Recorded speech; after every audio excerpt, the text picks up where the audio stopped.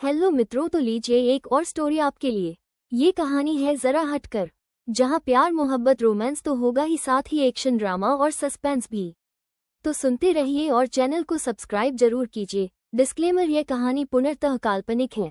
कृपया किसी घटना या व्यक्ति से कोई संबंध नहीं है। इस कहानी के समस्त राइट मेरे पास है, तो कृपया कॉपी करने की कोशिश न करें, वरना कार्यवाही के लिए खुद जिम्मेदार होंगे। सुबह जब से वो गाड़ी के सामने आए, दिल बेचैन था। डैड, आप बहुत हो गया इंतजार डैड, अब दूर नहीं रह सकता मैं। बहुत सालों तक मैंने उसका इंतजार किया है, पर अब नहीं, बस अब जल्दी ही मुझे उसके सामने आना है और अपना सच उसे बताना है। अनंत बोला। क्या इतना आसान होगा? क्या वो तैयार है? अभिमान बोले। वो बहुत चाहती है मुझे, अनंत ने कहा। लेकिन आप तो जानते डैड, वो सौंदर्या है, मेरी सौंदर्या। हाँ, आज उनका दूसरा जन्म हो चुका है, तो वह अपना पिछला जन्म भूल चुकी है, पर मेरे प्यार का एहसास आज भी उसके अंदर जिंदा है, अनंत ने कहा और उठकर बालकनी में खड़ा हो गया, जहां से बाहर हो रही बारिश दिखाई दे रही थी। उसने भले दूसरा जन्म ले लिया, पर मैं आज भी वहीं उसी राह खड़ा हूँ। बस आपके और गुरु मासा के कारण मेरी जिंदगी मुझे मिल गई, पर यह जिंदगी तब तक अधूरी है जब तक कि मेरी सौंदर्या मेरी जिंदगी में नहीं आती, अनंत गहरी आवाज में बोला। जल्दी ही सब सही होगा अनंत बेटा, हौसला रखो और मासा के अगले आदेश का इंतजार करो। उन्होंने अगर तुमको बेला के सामने आने के लिए मना किया है तो जरूर इसका कोई कारण होगा, अभिमान बोले। हाँ जानता हूँ, मासा बिना वजह से कभी कुछ नहीं कहते और उनकी आज्ञा को मैं नहीं टाल सकता, इसीलिए तो अब तक बेला के सामने नहीं गया हूँ। बस अब जल्दी ही मैं मासा से मिलता हूँ और उनसे बात करके बेला को भी सारा सच बताना होगा, अनंत बोला। ठीक है, अभिमान बोले और फिर कमरे से बाहर निकल गए। अनंत ने वापस से आंखें बंद कर ली और फिर से खो गया बेला के खूबसूरत एहसास में। कुछ दिन यूं ही निकल गए। बेला ऑफिस में अच्छे से सेट हो गई थी, तो वहीं वरुण की नज़र हर समय बेला पर रहती थी, ताकि कहीं कोई उसे नुकसान न पहुंचा दे या कोई अनहोनी न हो जाए। वहीं दूसरी तरफ मेहुल की नज़र वरुण और बेला पर थी। मेहुल को बेला पसंद आ गई थी और उसे बेला का वरुण के साथ होना अच्छा नहीं लग रहा था। वो वरुण और बेला के रिश्ते से अनजान था, वह उनके भाई बहन के रिश्ते की सच्चाई नहीं जानता था, पर फिर भी उसे नहीं पसंद था उन दोनों का साथ में होना। पर उसके बाद मेहुल को एक भी मौका नहीं मिला कि वो वरुण से या बेला से इस बारे में बात कर सके, क्योंकि ऑफिस टाइम में और उसके बाहर आते जाते वरुण और बेला एक दूसरे के साथ इस तरीके का व्यवहार करते थे जैसे कि वो उन्हें जानते ही नहीं। वही अनंत अपने केबिन में बैठकर सारा काम देखता था, पर अभी तक वो कंपनी हेड के रूप में सामने नहीं आया था। उसकी नज़र कैमरे के जरिए पूरे समय बेला पर रहती थी और इस कारण उसके चेहरे पर हमेशा एक मुस्कुराहट रहती थी। इस दौरान अनंत ने खुद को संभाल लिया था और दोबारा बेला से मिलने नहीं गया था। अब बस गुरु मासा का इंतजार कर रहा था कि कब वो आए और फिर उसकी और बेला की कहानी आगे बढ़े। बरखा और मानव की नोकझोंक इसी तरीके से बरकरार थी, जिसमें जहां बरखा के व्यवहार में मानव के लिए कुछ अलग साफ दिखने लगा था, जबकि मानव का व्यापार अभी भी शांत और संयमित था। एक दिन हॉल में मानव और बेला बैठे हुए थे। माधवी और रमाकांत किसी काम से बाहर गए हुए थे। क्या बात है, आज तेरी शायर दोस्त नहीं आई सुबह से? मानव ने बेला के पास बैठकर कहा। हाँ भैया, मेरा भी पूरा दिन ऑफिस में निकल गया और वो भी बिजी रही होगी। और फिर आकर भी क्या करेगी? जब भी आती है आप तो उसकी टांग खिंचाई करने लग जाते हो, बेला ने कहा। तो वो है भी तो इतनी अजीब, उसकी टांग खिंचाई करने का मजा ही कुछ और है, मानव बोला। पर भैया मुझे कुछ और लगता है, बेला ने कहा। तो मानव ने आंखें छोटी करके देखा। क्या लगता है तुम्हें? मानव बोला। ठीक उसी समय बरखा वहां पर आई थी और दोनों भाई बहन की बात सुनकर दरवाजे के बाहर ही रुक गई। मुझे लगता है कि बरखा आपको पसंद करती है। शी लव्स यू भैया, बेला बोली। तो मानव खिलखिला उठा। ऐसा कुछ भी मत सोच, मानव बोला। मतलब कि आपके दिल में फीलिंग्स नहीं है, आप प्यार नहीं करते उसे? बेला बोली। ऐसे कुछ प्यार व्यार होता है क्या? और उस जैसी पागल लड़की को प्यार करेगा कौन? मानव बोला। तो बेला ने आंखें बड़ी करके उसे देखा। वही बरखा की धड़कनें भी तेज हो गई। उसमें लड़कियों जैसे एक भी गुण है? देखा है तूने उसको? इतने छोटे छोटे बाल रखे हुए हैं, हर समय वो फटी जीन्स और ढीला टी शर्ट पहने रहती है, मानव ने कहा। तो बरखा की आंखें भर आई। हर समय उटपटांग कपड़े पहने रहती है, कभी पजामा टी शर्ट तो कभी जीन्स टॉप, उल्टी सीधी हरकतें करती है। आज तक मैंने उसको नहीं देखा ढंग से सजे हुए।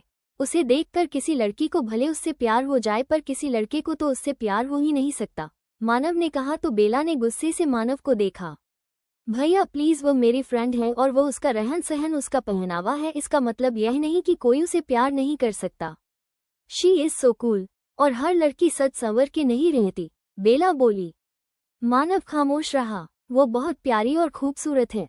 आपको नहीं पसंद अलग बात है, बेला ने नाराजगी से कहा। अरे तू तो नाराज हो गई, तो मेरा कहने का मतलब वो नहीं था। पर लड़की में लड़की जैसा भी तो कुछ होना चाहिए जिसे देखकर उसको देखने का मन करे, मानव बोला और उठकर चला गया। इस बात से अनजान की दरवाजे के बाहर खड़ी बरखा सब सुन रही है। बरखा की आंखों में आंसू भर आए और वो बेला से मिले बिना ही अपने घर चली गई। बेला को लगा कोई है तो उसने तुरंत उठकर बाहर झांका। मुझे ऐसा क्यों लगा जैसे मैंने यहाँ पर किसी को देखा, जैसे यहाँ पर कोई और था, पर कौन होगा, बेला खुद से बोली और फिर कमरे में चली गई। बरखा अपने बिस्तर पर तकिए में मुंह छुपाए बैठी रो रही थी कि तभी किसी ने उसके कंधे पर हाथ रखा। बरखा ने पलटकर देखा तो वरुण उसके बाद बैठा हुआ था। बरखा उसके सीने से लग गई और तेज रोने लगी। क्यों भैया, क्यों ऐसा मेरे साथ हो रहा है? क्यों वह मेरी तरफ देखता भी नहीं? बचपन से जब से हम यहाँ आए हैं मैंने सिर्फ और सिर्फ उसे चाहा है, पर उसके दिल में क्यों मेरे लिए फीलिंग नहीं है, बरखा बोली। पर तेरी चाहत भी तो गलत है ना बरखा। हमारा कुनबा अलग है, हम भले इन लोगों के बीच में रह रहे हैं, पर तू जानती है कि हम इंसान नहीं हैं, वरुण बोला तो बरखा ने भरी आंखों से उसे देखा। हमें यह नहीं करना है जो तू कर रही है। तू क्यों गलत रास्ते पर जा रही है बहन? वरुण बोला। इसमें गलत क्या है? किसी को प्यार करना गलत नहीं है भैया, बरखा बोली। पर वो मानव है और हम श्वेत भेड़िए, वरुण बोला। पर हमें भी प्यार करने का अधिकार है, बरखा बोली। पर इंसानों से नहीं, वरुण ने कहा। क्यों नहीं? अगर युवराज देवराज को अधिकार है किसी मानव से प्रेम करने का तो फिर मुझे क्यों नहीं, बरखा बोली और उठकर खिड़की के पास खड़ी हो गई। पर प्यार दोनों तरफ से होना चाहिए ना, वरुण ने कहा तो बरखा खामोश हो गई। वरुण ने गहरी सांस ली और फिर बाहर निकल गया। प्यार कब जानकर किया जाता है, ये तो बस हो जाता है, बरखा बोली। पर आज मानव की बात ने उसे बहुत हट कर दिया था और उसने अब मानव के सामने न जाने का निश्चय कर लिया। उधर समर के लोग देव और सौंदर्या को हर जगह ढूंढ रहे थे। मारक और विद्युत एक गुप्त जगह पर थे। मुझे शक है कि ये सौंदर्या है, मारक बोला। हाँ मुझे भी यही लगता है, मैंने इसके आसपास भेड़ियों की सुगंध को महसूस किया है, मारक बोला। हाँ बरखा और वरुण को कल मैंने देखा, उन लोगों के चेहरे वही हैं क्योंकि उनका वही जन्म चला आ रहा है, विद्युत बोला। तो हमें महाराज समर को बताना चाहिए, मारक ने कहा। नहीं, क्योंकि अगर हमारा शक गलत हुआ तो बेवजह महाराज समर नाराज हो जाएंगे। हमें पहले कुछ और करके पता करना होगा, विद्युत बोला। पर क्या? मारक ने कहा। हमें उस लड़की को उठाकर लाना होगा। अगर वो देवी सौंदर्या है तो उन्हें बचाने के लिए युवराज देव अवश्य सामने आएंगे और शायद मासा भी, और अगर वो कोई साधारण लड़की है तो उसे बचाने कोई नहीं आएगा और इस तरीके से हमें पता चल जाएगा, विद्युत कुछ सोचते हुए बोला। फिर हम उस लड़की का करेंगे क्या अगर वो सौंदर्या नहीं हुई तो? मारक ने एक बेतुका प्रश्न दाग दिया। छोड़ देंगे उसे, और अगर वो सौंदर्या तो हुई, इस राज का पर्दाफाश हमेशा हमेशा के लिए हो जाएगा और साथ ही साथ सारी परेशानी भी खत्म हो जाएगी हो, विद्युत बोला। ठीक है, तो मैं नजर रखता हूँ और जैसे ही मौका मिलता है वैसे ही उसे अगवा करने की कोशिश करता हूँ, मारक बोला और वहां से निकल गया। मुझे शक नहीं है, पूरा यकीन है कि वो सौंदर्या ही है, क्योंकि बरखा और वरुण दोनों ही देवराज के सबसे विश्वास पात्र सेवक हैं और वो अगर उस लड़की के आसपास है तो जरूर वो लड़की देवराज की खास है। और देवराज की खास सिर्फ एक ही लड़की थी, वो थी उसके सौंदर्या, विद्युत खुद से बोला। 2-3 दिन यूं ही निकल गए। बरखा और मानव की मुलाकात नहीं हुई और उधर मेहुल और बेला की मुलाकात भी नहीं हुई। बेला ऑफिस पहुंची तो देखा कि मेहुल उसके केबिन में ही उसका इंतजार कर रहा था। गुड मॉर्निंग सर, कुछ काम था क्या? मुझसे तो मुझे बुला लिया होता, आप यहाँ कैसे? बेला बोली। मेहुल आज खुद की फीलिंग्स को संभाल नहीं पा रहा था क्योंकि 3-4 दिन बाद बेला को देखा था। 2-3 दिन हो गए, तुम्हें देखा नहीं तो चला आया मैं, मेहुल ने बेला के करीब आकर कहा तो बेला ने आंखें छोटी करके उसे देखा। मेरा मतलब कि तुमसे थोड़ी बात करनी थी, यह जो नया प्रोजेक्ट चल रहा है उसके बारे में। तुम 2-3 दिन से दिखाई नहीं दे रही थी इसलिए मैं खुद चला आया, मेहुल ने खुद को संभालते हुए कहा। सर कहाँ जाऊंगी, मैं तो अपने केबिन में ही रहती हूँ, अगर आपको काम था तो आप मुझे बुला लेते, बेला बोली। कोई बात नहीं है, तुम आओ या मैं आऊं क्या फर्क पड़ता है, और वैसे भी अपने चाहने वालों के सामने अगर खुद जाओ तो ज्यादा खुशी होती है, मेहुल ने कहा तो बेला की आंखें एकदम से बड़ी हो गई और उसने मेहुल की आंखों में आंखें डालकर देखा। जहाँ तक मुझे समझ में आ रहा है आपके कहने का मतलब कुछ और है। पर एक बात आपसे बिल्कुल साफ साफ कहना चाहूंगी मैं सर, बेला ने मजबूती से कहा। तो मेहुल ने उसे देखा। इससे पहले कि आप गलतफहमी पालें और मुझसे उम्मीद लगाए, मैं बता देना चाहूंगी कि मेरे मन में ऐसा कुछ भी नहीं है। मैं यहाँ सिर्फ काम करने आई हूँ, इसके अलावा और कुछ भी नहीं। तो आइंदा आप जो भी बोले सोच समझ कर बोले और मुझसे थोड़ा डिस्टेंस रखेंगे तो बेहतर होगा, बेला ने सख्ती से कहा। ये तो नहीं हो पाएगा क्योंकि जो दिल में बस गए हों उनसे दूरी मुमकिन नहीं, मेहुल बोला। आपके दिल की आप जानो, पर बेला के दिल पर राज करने वाला तो कोई खास होगा, इसलिए मुझे आपसे या आपके दिल से कोई लेना देना नहीं है, बेला ने गुस्से से कहा। कारण जान सकता हूँ इस बेरुखी का, मेहुल बोला। यह मेरा पर्सनल मैटर है सर, मैं आपको बताना जरूरी नहीं समझती, बेला बोली। ये तुम्हारा पर्सनल मैटर उस वरुण से रिलेटेड है ना, मेहुल ने नाराजगी से कहा, क्योंकि बेला का उसको इनकार करना उसे पसंद नहीं आया था। वरुण को बीच में लाने की जरूरत नहीं है, यह मेरा खुद का मामला है और वरुण को मैं जानती तक नहीं। तुम उसे से कितना जानती हो और कितना नहीं जानती मैं बहुत अच्छे से जानता हूँ। उस दिन जब बरसात हो रही थी मैंने देखा था किस तरीके से तुम उसके पीछे लिपटी हुई बैठी थी, मेहुल ने कहा। अपनी हद मत बोलिए मेहुल सर, वरना, कहते कहते हैं बेला का चेहरा गुस्से से लाल हो गया। क्या गलत बोला मैंने? तुम दोनों यहाँ नाटक करते हो अनजान बनने का और बाहर मिलते हो, मेहुल ने कहा। बस, बेला गुस्से से चीखी तो वरुण भी अपने कैबिन से उसकी कैबिन में झट से आ गया। आप ठीक हो बेला? वरुण बोला तो बेला ने अपनी हथेली आगे कर दी, पर उसकी आंखें आग उगल रही थी। आपने बहुत बड़ा गलत बोला है। वरुण और मेरा रिश्ता बहन भाई का रिश्ता है और आपको बहन भाई के रिश्ते पर लाछा लगाने का कोई अधिकार नहीं है। और दूसरी बात, किसके साथ मेरा क्या रिश्ता है यह मेरा व्यक्तिगत मामला है, उसमें बोलने का अधिकार मैंने किसी को दिया है और ना ही कोई जबरदस्ती ले सकता है, समझे आप, बेला ने नाराजगी से कहा और वरुण का हाथ पकड़ बाहर निकल गई। मेहुल के चेहरे पर एक शरारती मुस्कान आ गई। चलो, तुमने कम से कम ये तो बताया कि तुम्हारा और वरुण का रिश्ता क्या है। अब तो मेरा रास्ता साफ है, धीरे धीरे मैं तुम्हारे दिल में अपने लिए जगह बना ही लूंगा, क्योंकि मैं तुम्हें चाहता हूँ, बेहद चाहता हूँ, मेहुल खुद से ही बोला। अनंत आज ऑफिस में नहीं था, इसलिए उसे कुछ पता नहीं चला। उधर मारक और विद्युत बेला पर नजर रखे हुए थे और उनका शक यकीन में बदल रहा था, क्योंकि उन्होंने बरखा और वरुण को बेला के आसपास देखा था। अब वो एक सही मौके की तलाश में थे जब बेला को वहां से अगवा कर सके। बेला अगले दिन ऑफिस आए तो देखा ऑफिस स्टाफ वाली लिफ्ट फुल है। वो जल्दी में थी तो जल्दी से उस लिफ्ट में चली गई जिसमें सिर्फ अनंत और अभिराज जाते थे। मैडम रुकिए, ये लिफ्ट आप नहीं ले सकती, ये साहब लोगों की है, वहां बैठा ऑपरेटर बोला। अरे तो क्या हुआ भैया, अभी तो साहब लोग नहीं है न, मुझे जल्दी से छोड़ दीजिए, न देर हो रही है, बेला ने मासूम फेस बनाया। नहीं आप नहीं आ सकती प्लीज, वो फिर बोला, पर बेला ने झट से अपने फ्लो का बटन दबा दिया और फिर डोर क्लोज का भी। इससे पहले कि दरवाजा बंद होता किसी का हाथ आया और लिफ्ट को बंद होने से रोक दिया।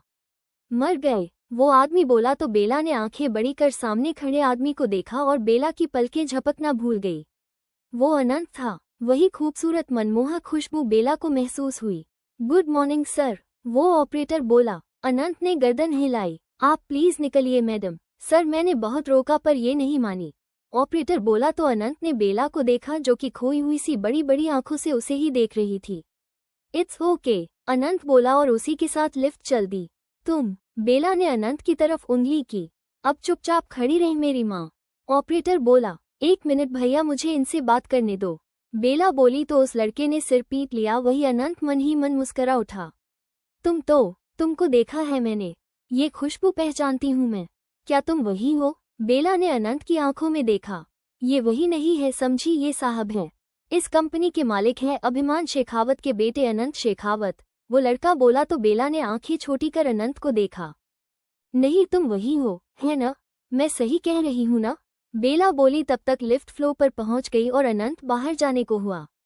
हे सुनो ना, बेला बोली, पर अनंत खामोश रहा और जैसे ही आगे बढ़ने को हुआ बेला भी जल्दी से आगे आई। उसके पैर आपस में उलझ गए और बैलेंस बिगड़ गया, पर इससे पहले कि वो गिरती अनंत ने उसे थाम लिया। बेला ने आंखें बंद की और वही खूबसूरत एहसास उसे छूकर गुजरा जो कि उस अजनबी के आसपास होने से होता है। तुम वही हो न अनंत काल तक मेरी प्रतीक्षा करने वाले? बोलो न, तुम वही हो न? बेला ने आंखें खोल अनंत को देखते हुए कहा। अनंत ने उसे सीधा खड़ा किया और आगे बढ़ गया। बेला उसकी तरफ देखती रही पर उसके होंठ नम आंखों के साथ मुस्करा उठे। अनंत, बेला ने कहा तो अनंत के कदम रुक गए। उसने मुड़कर देखा और फिर तुरंत निकल गया। क्या दिमाग ठिकाने नहीं है मैडम? उन्हें उनके नाम से बुलाने की हिम्मत किसी में नहीं, वो लड़का बोला।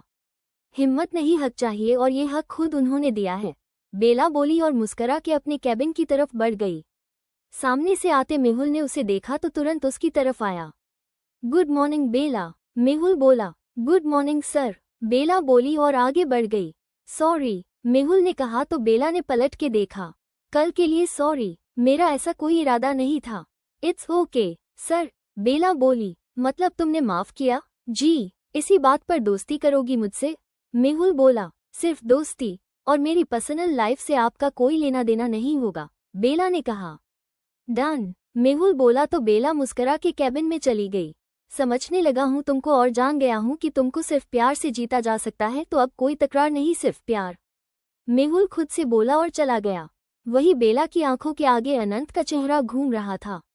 हाँ, ये वही है, ये मैं धोखा नहीं खा सकती, कभी नहीं, बेला खुद से बोली। पर कैसे पता करूं?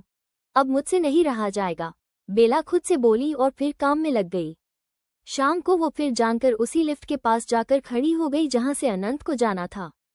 अनंत ने उसे देखा तो चेहरे पर मुस्कान आ गई और वो लिफ्ट की तरफ चल दिया। जैसे ही वो लिफ्ट में आया बेला भी आ गई। लड़के ने उसे घूर के देखा तो बेला ने मुस्करा के आंख मार दी।